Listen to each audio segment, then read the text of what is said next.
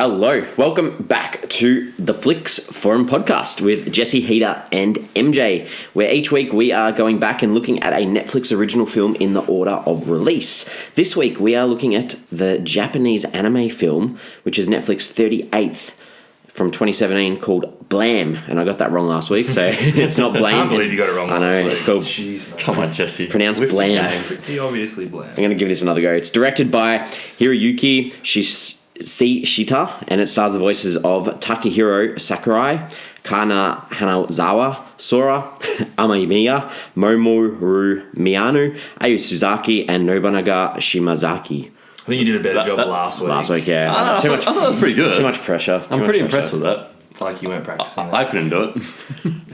Well, I think it's important to give it a crack. Yeah. No, I agree. Well done. You've done well. So, How is everyone? Good. Everyone's good? yeah, good. Our first animated film, let alone First anime, I animated. guess. Second foreign language. Yes. Yep. Second foreign language film. 7 años. So what we usually do is we kick it off with a quick little summary of our own thoughts on the film called Fast Flicks. MJ, give us your thoughts on Blam. Fast Flicks for Blam. It's a Japanese anime film that's based in a futuristic world where humans have basically lost power to various robot races. With the help of the half-human, half-robot Kitty, Zuru and her remaining settlement risk it all to find a food source and preserve the longevity of the human race.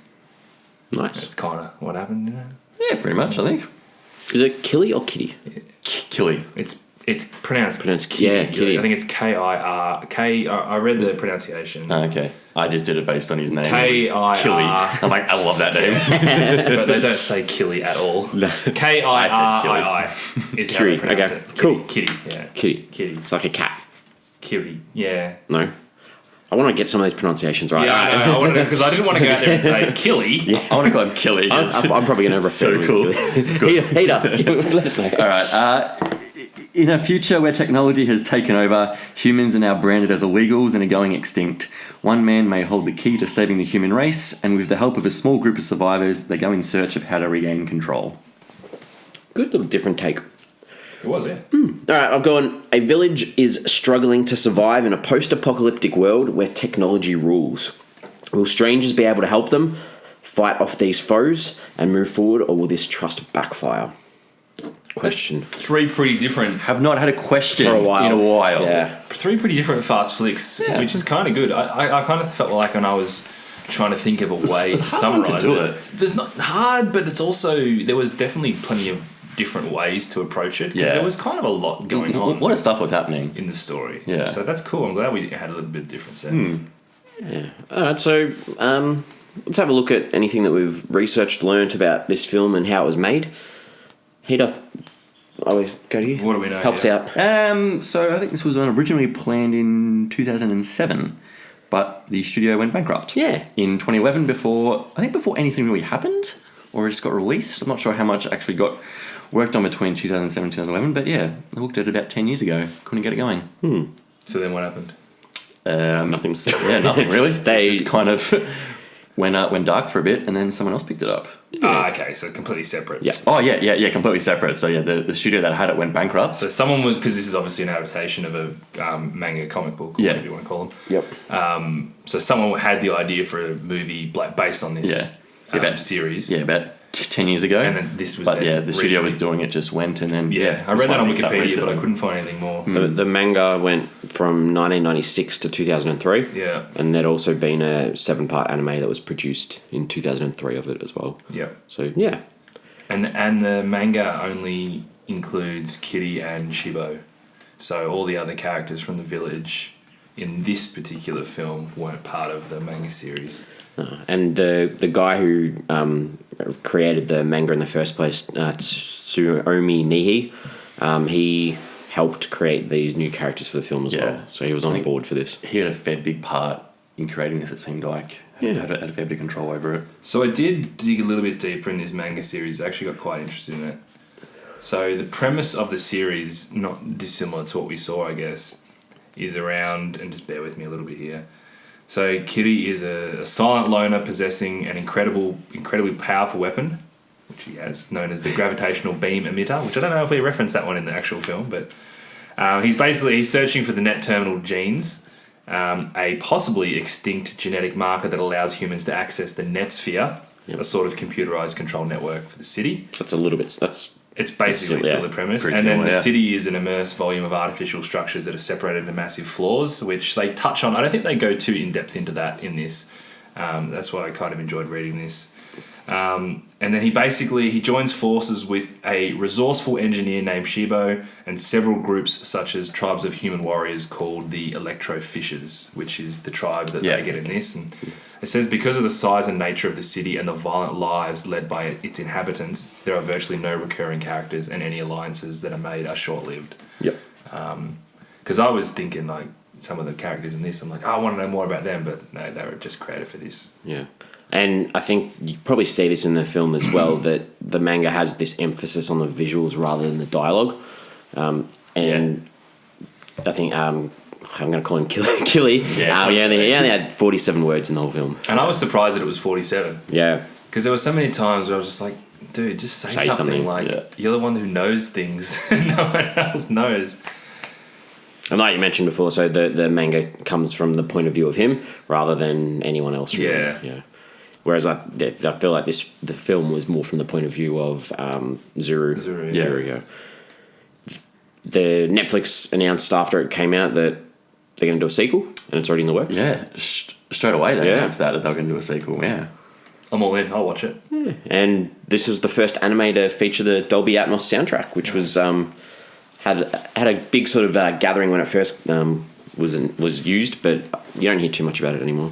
This was released in cinemas in Japan. Correct. This film, which makes sense, and I wonder if that was behind the reason that they wanted to do a sequel, because maybe it did quite well there financially as well. Anime always does well at the Japanese box office. Always does really well. Especially something like this, which seems like it has a decent following prior to it even coming out. So it hit Netflix the 20th of May 2017. Yep. Yeah, so it was made in Japan, as we've probably discussed. What about the critical sort of consensus? Not bad. Yeah, it's not bad. Ratings on IMDb and Letterboxd. Didn't have a Rotten or Fresh score. Rotten Tomatoes only had 2 reviews. Yeah. They were both positive, though. Audience 56% on only 148 ratings. Yeah, right. Yeah, so IMDb was 6.7 out of 10 from 5,700 ratings. Yep. Letterboxd was 3 out of 5 from almost 2,300 ratings. They're decent scores. Decent scores. All right, so what are some of our early thoughts before we get into it? What did we think of this film? I thought it was pretty cool. When I started thinking of the details of the film, and even just like reading through some of that stuff, it does sound a little bit crazy. But I when I was watching it, I'd rarely like question the absurdity of everything that was happening. Yeah. It was just kind of like, oh yeah, cool. I'm all in. Like, let's keep this adventure going. What are you guys? Yeah, I thought it was alright. I liked the start. Kind of got a bit lost and a bit bored in the middle, but then I really liked the end as well. So yeah, it was alright for me. Yeah. But I wanted to check. I should have checked into this earlier. I'm hoping that we all watch this with Japanese audio. Yes. And English subtitles. Yep. So mine defaulted to English audio. I know yours didn't, did it? No, mine didn't. Mine yours? went straight to Japanese. Mine was English, so I had to switch it was? over. Okay. Yeah. It was did you? I listened to it for like 30 seconds, and it was so jarring. Like these wanky American accents. Whenever I watch any anime, I always make sure that I've got the Japanese audio on. Yeah, it's just a better experience. Yeah, absolutely. And you get the original soundtrack as well. So sometimes with the redubs, you lose a lot of the soundtrack and the music and that sort of stuff. So I think it's worthwhile if you are going to watch this, watch it with the Japanese audio. Yeah, I thought it was a good anime film. I know this probably isn't for everyone, but I thought the visuals and the story were really good. Similar to your point, I got a little bit confused in the third act. I was really enjoying it up until sort of when Shibo was dipping into that other dimension, and I was kind of really unsure about the power struggle between Kitty and that fake Tay. Yeah. I just got really confused, and my brain was working overtime to be like, what's actually happening? Yeah. It sort of cleaned itself up by the end, but I did find myself struggling through that act. All right, well, let's talk about some of the characters then. So Before we go, we probably haven't sorry. done our spoiler alert, have we? Probably not. So yeah, we're going to spoil the film. I listened to one of our episodes the other day and we didn't do it, and I was like, damn it! I hope no one gets annoyed. Surely at this. people just assume. I know, we're going to spoil but every movie that we're talking We've about. spoken for a little bit now. We haven't spoiled anything. So if you do want to watch this film, and I recommend going and have a look at it if you're interested. Watch the film first, then listen to us because we're going to talk through some spoilers from now on. All right, so let's look at Zuru, the protagonist, the main character. Yep. What are our thoughts? Well, my thoughts also come with a question, but Ooh. Zuru is obviously, I really like the fact that she was confident, she was determined, she was headstrong, but she was also sort of caring, quiet, and committed. But is she a hero? So I'm watching this film at the start thinking this is going to be a classic hero's journey from her, when she sort of goes a bit renegade at the start, things don't work out well, and I think she's going to get a slap on the wrist and then she's going to come back bigger and better, which none of that really happened. She didn't even get that slap on the wrist, which I liked. But I feel like over time, she sort of just slips into more of the group, and obviously Kitty takes over as that hero mantelpiece kind of. Yeah, I think that may be a little bit in that cross adaptation where you've gone from having the manga having Kitty as the main protagonist, person, so then it's really hard to turn her into that protagonist when you're trying to make him the hero as well. Yeah, I agree. Yeah. But watching this without having any background on all that, I was surprised that she didn't come out of it as a hero. As I said, she just sort of slipped into being one of the villagers. I thought, she had very little to work with as a character. She wanted to help out the best she could, but being that main character, you wanted more. Yeah, I agree. And I was expecting it. And I like films that don't necessarily play by the structure rules that every other film plays by. So it didn't bother me too much. I was left kind of asking, like, is she a hero? Because she's got some traits, some hero traits. She's brave. She has some good traits, especially at the start. Kind of really shown, like she was, kind of risking it all. But it's one of those things where I feel like that they made it really obvious that they wanted you to think Kitty was that hero, and they did that through the soundtrack. When he had these big moments, it would just like show him brooding in the camera, and the music would just be on. Whereas Zuru never got that. No, true. So I think they tried to make it really obvious who they wanted you to think was going to be the hero. So maybe the everyday hero that is so prominent right now in Western culture isn't as big a thing in Eastern culture. Yeah. Because she had all the makings of being the everyday hero. What did you think about Kitty? Because I thought he was a very unlikable hero. And I don't know if that was because of the lack of dialogue or... Well, he's the one character that left me lots of unanswered questions. I still don't even know a lot about him, and I wonder if that's... I said this, I didn't actually know they were making a sequel till you said it, but I said... Maybe because of the sequel. Well, I think maybe they were trying to make... Are they going to make more content around him? And as it turns out, it probably is going to be the case. Yeah. But I couldn't put my finger on him. I mean, I liked him and didn't like him. I liked him because he's kind of that kind of Lone Ranger kind of that was the kind of movies that I kind of like. So he's pretty cool. He had that awesome gun. But I hated it. I mean, he only said 47 words, but it took him half an hour to say those 47 words because he just spoke so slowly. And every time he hit the speaker, I was like, oh my God, would you just spit it out, mate? Like, it was really frustrating me how slowly he spoke. But besides his speaking, I liked him. It kind of annoyed me too, where there were lots of times where people would ask him questions or say things to him, and it was like he refused to respond. I'm like, be grateful for these people that you've got. Especially because this guy had all the answers. Yeah. He knew what was going on. Yeah. But he still did things to help. So it was like you couldn't like be like, oh, I don't like you, but at the same time it's like, oh, give us a little bit more. They were screwed without him. Yeah. And then he rolled out with that, Lego block that turned into a big feast block of cheese. That was pretty cool. But he was just all business, wasn't he? He was, yeah. And he didn't have a personality, but I wonder if that's because he's kind of like half robot. Yeah. And he was like 6,000 or whatever levels below. He's probably been by himself for a while. He's like, oh, well, what is all these other people here? I'm used to being by myself and not having to talk to anyone because he wasn't good at talking. I got down to that Chibo character. Yeah. The sort of half robot, whatever you want to call it. I'm so confused. This was weird. Yeah, you go. You go. Annoyed me for a little bit. Annoyed me. Like when, Kitty's walking around with her on the back, and it was more like she was more like a plot. Yeah, she was more like a plot point to like get the characters on that quest. It was like, I'll guide you on this quest. She had all the answers. Yeah, she had all the answers. So it was like this, And then when she transformed into that huge Woman. I was like, whoa, okay, I wasn't expecting that. And then you see her, she turned into a robot hand at the end as well. Like, There was I didn't expect a lot of that. but yeah, a little bit annoying. It was strange. Definitely strange. So she has a period where she talks about where she came from, right? Yeah. So she was a real person, yeah? Is that the vibe you got? I think she was originally. And she was like a scientist or an Yeah, engineer or yeah. a scientist. Yeah. And she became a robot with that same brain and personality somehow. I think so. Yeah. I think I'm down on your line of thinking on it. And then she was stuck in that rotting shrine Yeah. for a long time, but she was still quite functional. I think like her brain was still on. Yeah. He had to like beat her a bit to get her to get work. her going. But Yeah. he was getting some signal from her, wasn't he? That's Yeah. how he found And it. that- and that's I the- feel that's how it funny. He's whatever his eyes. Yeah, Yeah, you yeah. could see something was there. But she'd been trying to reach out to people for ages because the village said, we don't go down there because there's ghosts Yeah, or whatever. yeah, down there. exactly, So obviously yeah. she'd been trying to So I reach feel out like, and just ignored yeah, it. so she was just Okay. kind of like a head lying there, but she still had the brain function to be able to do stuff. And then when you thought that she died at that factory, she just came back with a huge robot body. Mm-hmm. Yeah, okay. Yep. And then she could access like a new dimension as like part of her skill set. Yeah, basically, I think. That was the whole thing. Yeah, she wanted to connect into the authority or whatever yeah. it was. Yeah. Yep. Okay. Cool. That's like there's holes in there, but that's It's how I good read to talk it all. out loud Yeah. about it and make sure we're all on the same page. With all that said, I always felt really confident and comfortable when she was around because she was like this, almost like this godlike figure that had answers to everything and was like pretty powerful. I think, I guess if you had a background knowledge of this story, you wouldn't have to focus as much on what's going on because you'd sort of have a bit of an idea about what Yeah. these characters are like.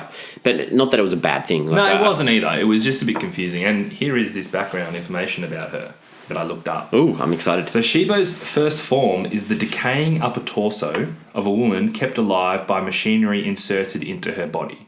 So that's kind of how, That's how we found her. Yep. Yeah. So she convinces Kitty to take her with him by stating that he needs her hacking skills to access the files he's looking for, which still Yeah, that's what happens. yeah.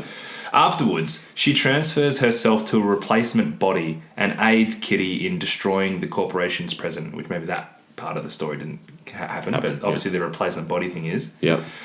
Following that, she leaves the corporation to travel with Kitty, which doesn't really happen either. But she has a subtle connection with the net sphere, but even if she were able to make a direct connection to it, the safeguard would be invoked immediately.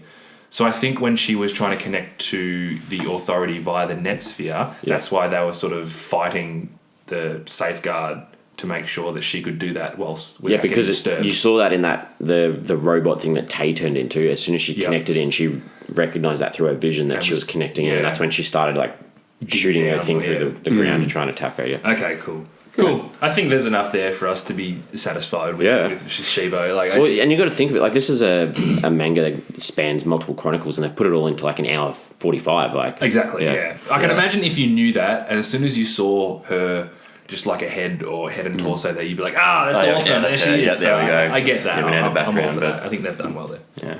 I liked Pops.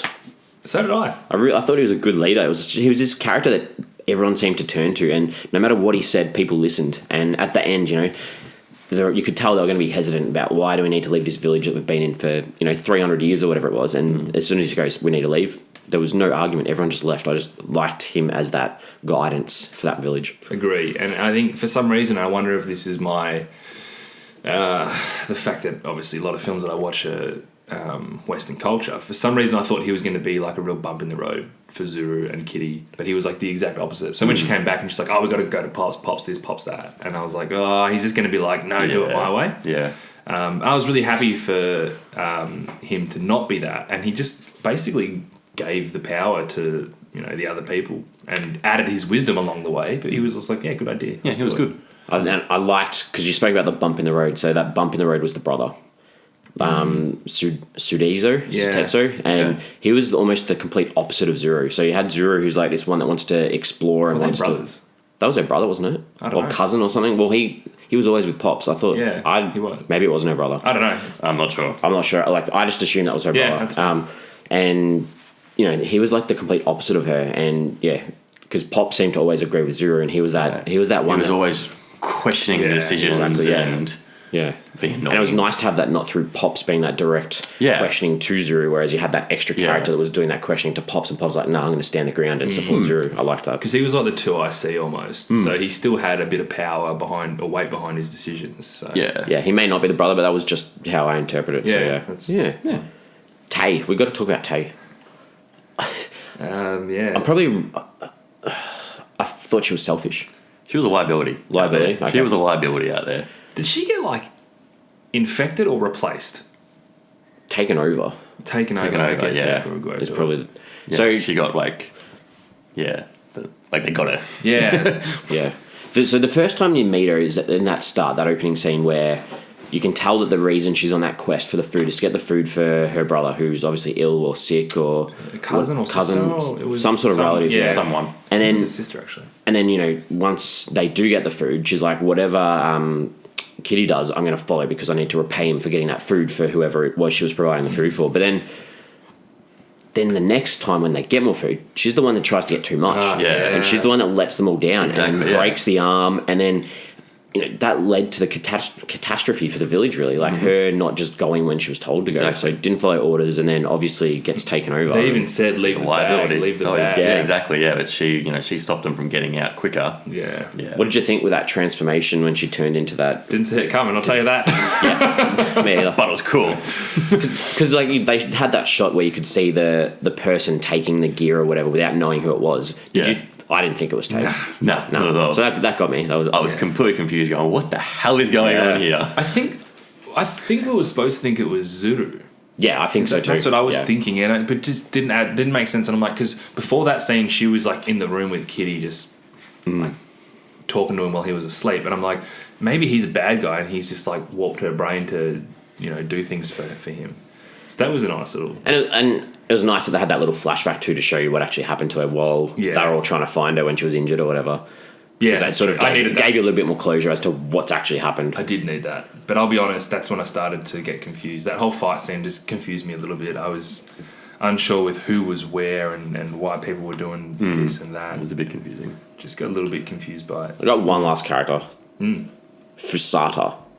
He was the dude who was obsessed with Tay.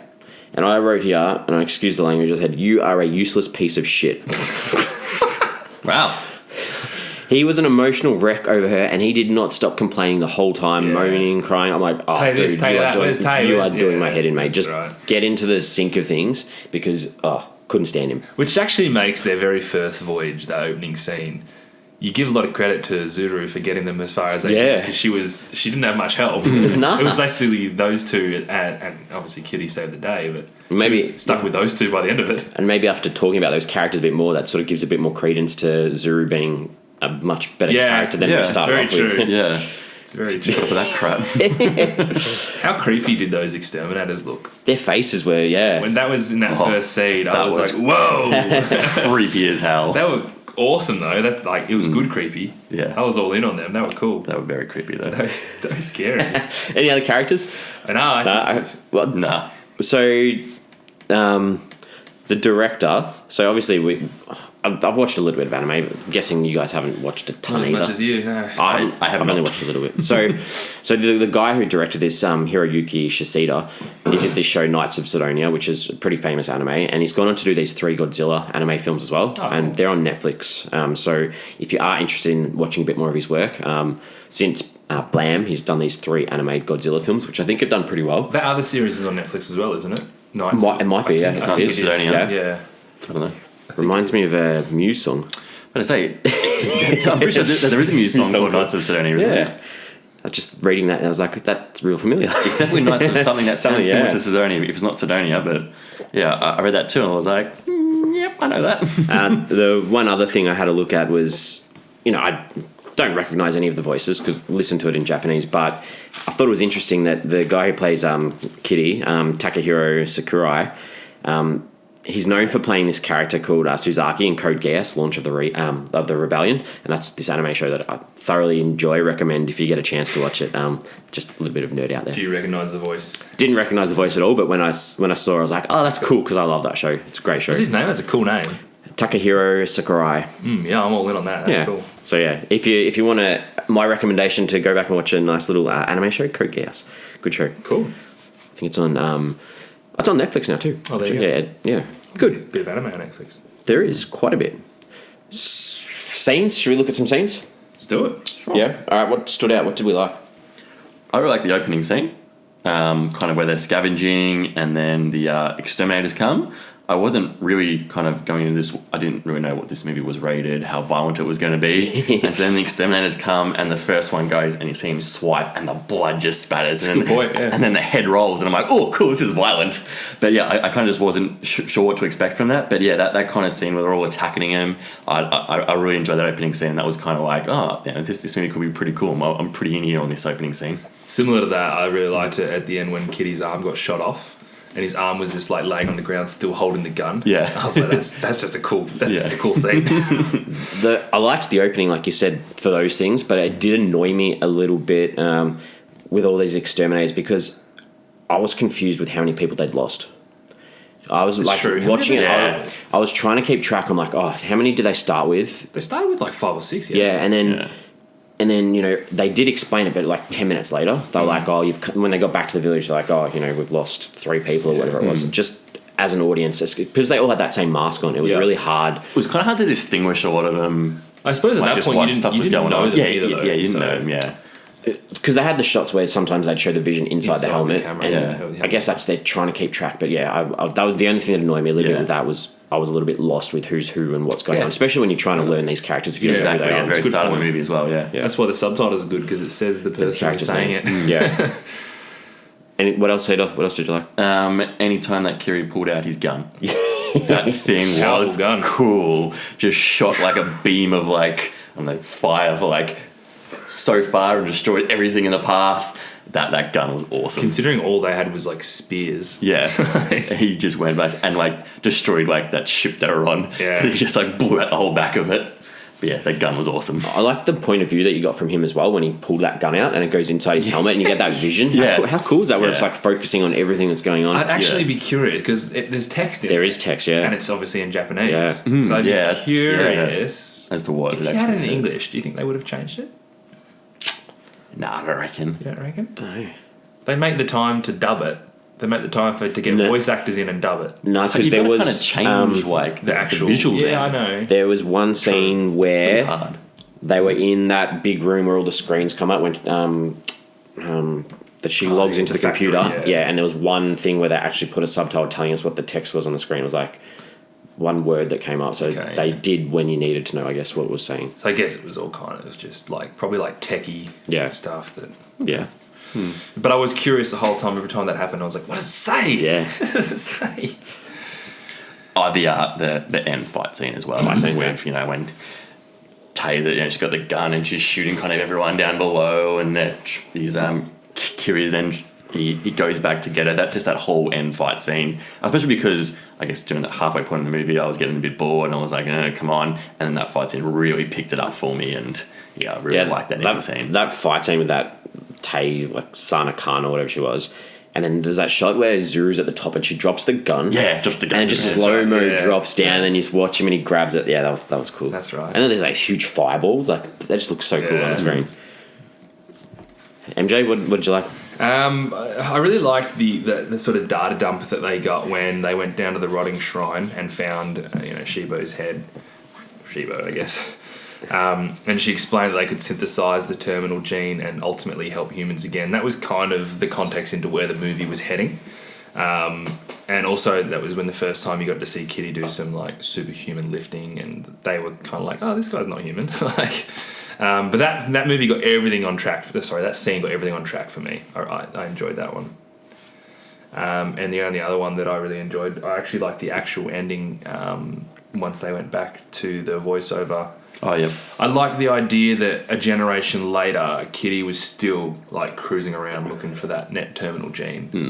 It made it feel like it's such a bigger story than what we were actually watching, because I got lost in that fight scene a little bit. It was nice to sort of clean things up before it actually finished for me. I wasn't a massive fan of that voice narration at the end of Zuru's granddaughter or whoever it Yeah. was. It was too happy a wrap up. I would have rather seen what Killy was doing, like rather than just some big hero shot of him standing there still out exploring. I don't know. Which I think you'll find out in the sequel. New versions. I don't think they wanted to give too much away from him. And that's the vibe I got the whole time with him. I'm like, I don't know anything about this guy. They kept him nice and mysterious. And Yeah. I did like the opening voiceover though, because I thought it gave you a good explanation to what had happened to humanity, what the contagion was, good setup. It was and important, so yeah. you learn kind of what world you're stepping into. Exactly, you knew what you were going to be following for the next hour and a bit. I liked that. I thought that there was a lot of specific things to this world that if you don't know anything about it, you don't know these things. So, and they made you think about what they were without going on these massive tangents trying to explain it. So, these builders, the watchtower, the exterminators, the safeguards, wearing the masks, the electrofishing, the net terminal gene, the authority, synthetic genes, the electric barrier, the factory, like all these things that I've just reeled off. Didn't know anything about them before this film, but I feel like It's very true. didn't need any explanation and I still get what they're talking about. That's what I mean about that. When you actually break down this film and if you tell someone about it, it's absurd. Like all these things, like how did you even understand that? But it does it in such a way that either A, it doesn't really matter if you like. What's a net terminal gene? I have no idea, but it's just something that he wants. Like, Yeah, but Q needs it. and that's okay. No, needs it. like It's going to save the human race. Yes, exactly. That's what I mean, That's that MacGuffin that's going to save the human race. Exactly, Yeah. but you don't know what it is No. or how to get it. Like that's why when he first asked them, and they're all just like, "I don't know what you're talking about, mate." Like, Net term, what? Yeah. So they do such a good job of telling you what you need to know about it without having to spell it out. I thought I liked that we got to know a lot about this culture of this village without actually being in that village a lot. So, they spoke about this custom of welcoming people to their village. They like to feed their guests. They sit around fire to soothe themselves. They have these moments of silence for those people that are lost, and they sit around drinking, playing music. And I really liked that you just got this little insight into what that village was like without the emphasis always being on that village. We barely spent any time in the village. Yeah, that was cool. I thought the colour and style in lots of these scenes were awesome. Like when we first meet Chibo and Kitty's coming through and there's like all these reds, and it was just visually it was really nice. So I kind of no matter what was really happening and what scenes they're at, I thought most of the time the actual film just looked really cool. Yeah. Like all the visuals, all the background, everything, the colours, everything, it looked really cool. It's quite a grey tone to it, obviously being that world that they're Yeah. in. But Yeah. There were lots of these fades to black too that sort of like helped prolong the scenes nicely, like in between when they're traveling and things like that. I thought that progressed the story well. We spoke about Zuru before. I did like there's this little bit of growth in her where at the start she leads these kids out, they get attacked, and then she comes back and Pops is like to her, did you smell the smell of those safeguards? right, yeah. And then you get this nice recognition at the end when they're just about to get into this elevator to escape, and she's like, I can smell it. Let's get out of here. I thought when that happened, I thought that there was going to be someone in the elevator. That's when she's like, I can smell it. I was like, holy crap, Get out of there. get out of there. Yeah, I thought that was cool. I thought when Pop's arm got blown off, that was pretty cool. the blood that just like gushed out too. Pretty clean break. And last thing, when Chibo enters that network, when she was like floating through that space, that just looked awesome. Dude, I was lost as hell when that was happening. Those visuals were I was just like, wow, this is so cool. Yeah, fair enough.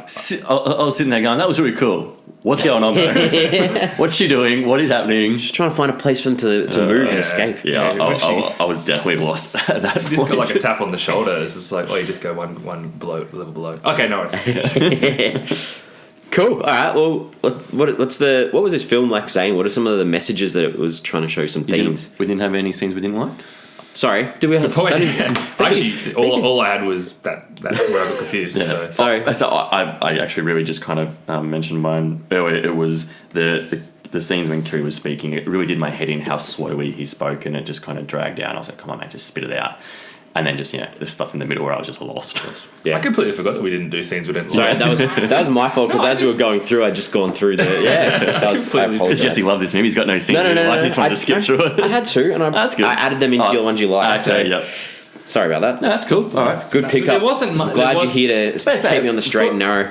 I guess I was saying a movie which I enjoyed a part of it. I didn't enjoy a part of it. But having said that, there wasn't a lot of individual scenes that I did not like. Very true. Yeah. I agree. Yeah. Okay, now's the time we can look at what was the movie? No, don't apologise. That was my bad. What was it saying? I think there's a fair bit about risk versus reward, especially with the decisions that the village makes. Sometimes those decisions are really easy because not doing anything was basically going to end in catastrophe. Yeah. Yep. But they still had to take these risks in bringing in Kitty, going down to the rotting shrine, trusting these people that they've just met to make things, and Absolutely. then obviously go to war. So Well, even the opening scene, the risk was that they had to get food, and the risk Yeah. was obviously they were going to be attacked. They lost some people, but if they didn't, they'd starve to death. So Yeah. from the opening, they had to get food somehow. And they make that comment like every time someone goes fishing, they always lose someone as well. So yeah, and they get so annoyed every time they lose the equipment. They're like, "Oh, we lost 3 people." But what about the equipment? Oh, sorry, I didn't fetch it off their corpse while I was trying to save my life. Oh, you should have.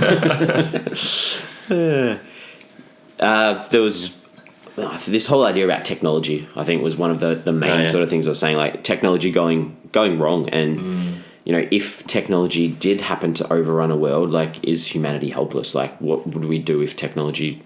Was it just me, or did we get a bit of a Skynet kind of feel? Terminator, Skynet taking over. I was at the start of very much. Oh, okay. This kind of is this going to be like a Terminator because it's kind of like Skynet, just going to take over. Yeah, and you know, there's this underlying thing the whole time. You know, humanity is precious. They made mention of that a few times, and their freedom is precious. They need this stuff, but you know, they need to use technology in the future to right themselves rather than using it as something that you know overtakes them. I thought that there was a fair bit about survival as well. Like, being mindful of their resources, their food. You spoke about their gear, the batteries that they kept saying, oh, they're going to run out, not going to have enough, and a little bit too about, like, you know, being young, not always following instructions. Yeah, like true. growing yourself. You know, Yeah. would all this have happened if Zuru listened at the start? And, you know, the adults like, don't explore. It's like, I'm going to do it. Wouldn't have found Kitty. But But at the same time, they may have starved anyway. how old were they? Because they kept referring to them as like kids. Yeah, How old do you think they were supposed to be? I reckon 15, Yeah, okay. maybe. hard to tell. It's really hard to Yeah. tell. It was really, yeah. Because then at the same, how old then is Killy? Wow. Kitty? Isn't he like Old. Yeah, he's like like centuries. Yeah, but just in a young body. yeah. Because I think Yeah. he'd been like That's he'd been like all the levels below for like years and Yeah. years. and then obviously he apparently. looks the same when looks the like granddaughter's young man. Yeah, Yeah. yeah, So just he's probably kind of centuries years old or something. yeah. I was just a little bit confused when they kept saying kids. I'm like, kids because they're 19 or kids Yeah, because they're they're 15 younger or than are them. they 12? Like, Yeah. All right, what did we take away from the film? I really enjoyed being whisked away into this universe. It was nice just sitting on my couch at night time with the lights off and just completely escaping.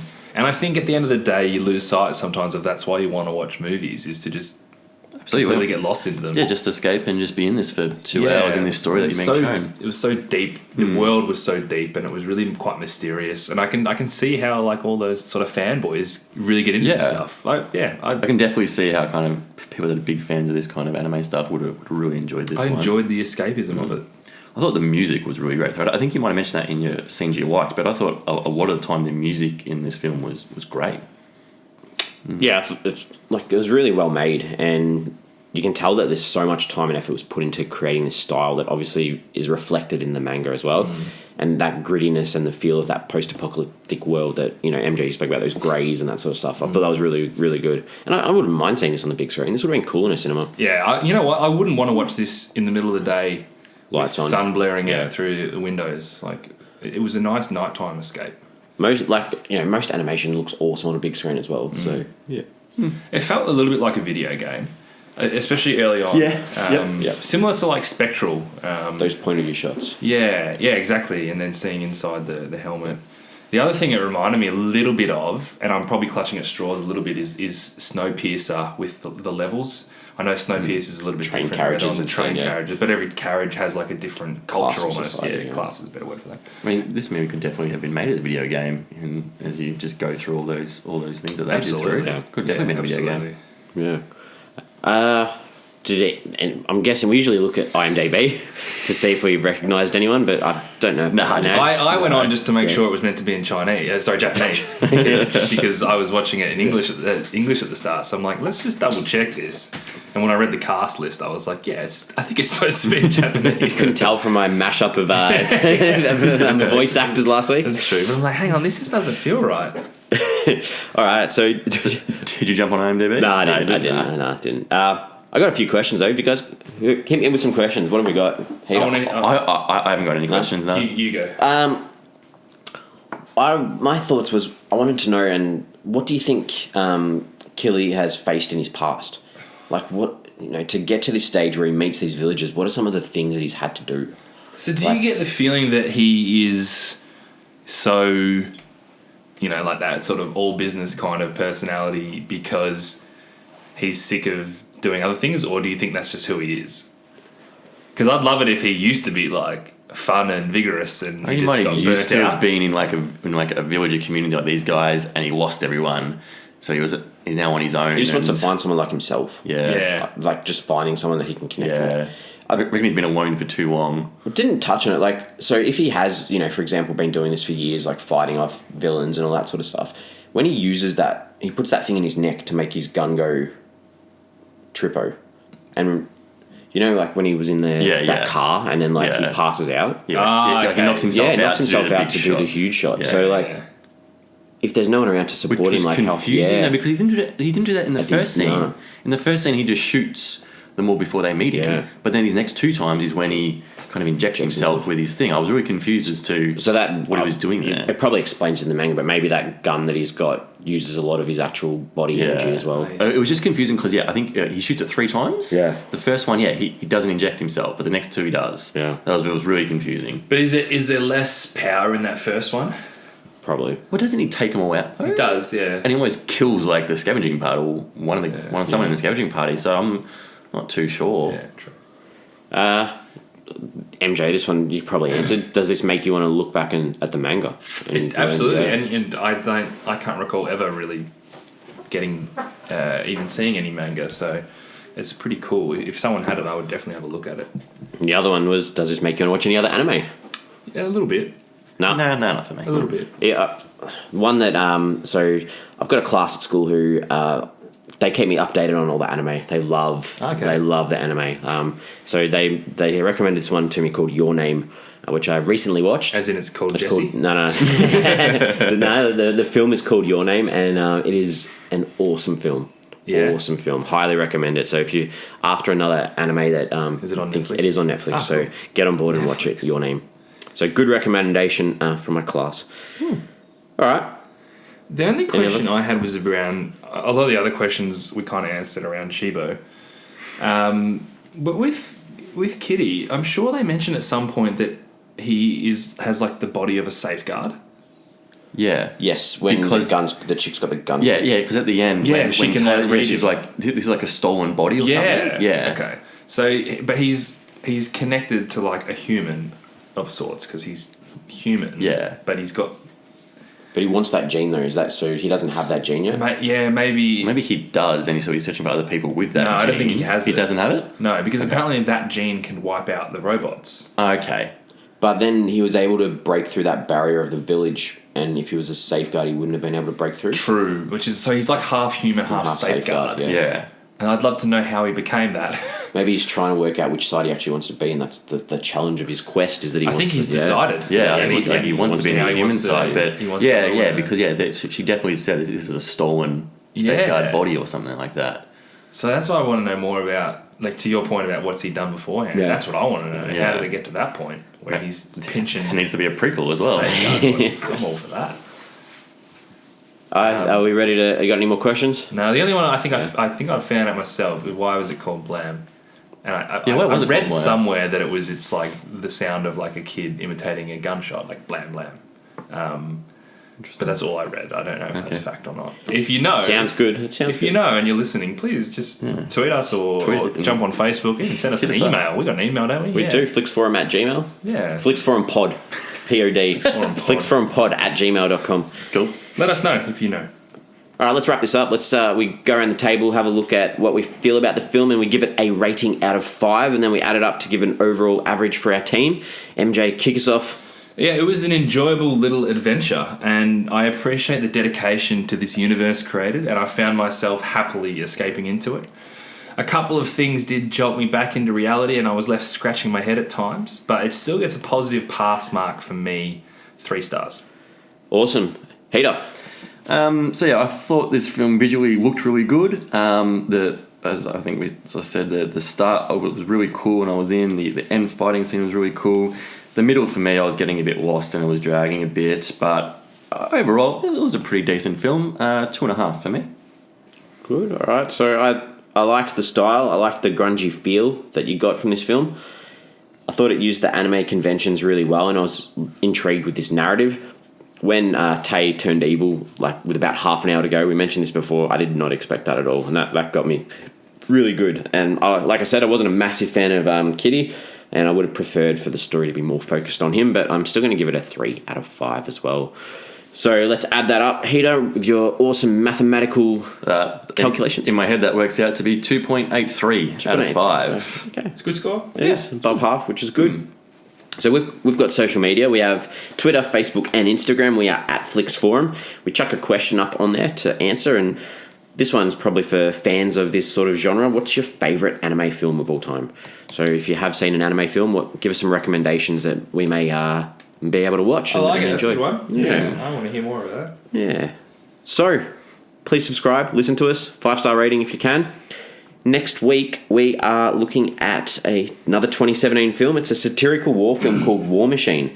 It's directed by David Michaud, and it stars Brad Pitt, Anthony Michael Hall, Anthony Hayes, Topher Grace, Will Poulter, Tilda Swinton, and Ben Kingsley. And I cut about 10 people out of that cast, so It's a cast. it is a good cast. Brad Very Pitt. good cast. Brad Pitt. Yeah. Topher Grace, though. Yeah, Topher Grace. He's still that 70s show. Yeah. Like that's Exactly. I can't think of him anything. Take but Me that Home 70s. Tonight. Has anyone seen that? No, I haven't. He plays cards at the start of Ocean's 11. What's he in recently? He's in Black Klansman as well. Is he? Okay. Good. All right, well, yeah. He's Foreman. Yeah, he's Eric Foreman. Yeah. My foot in your... Yeah.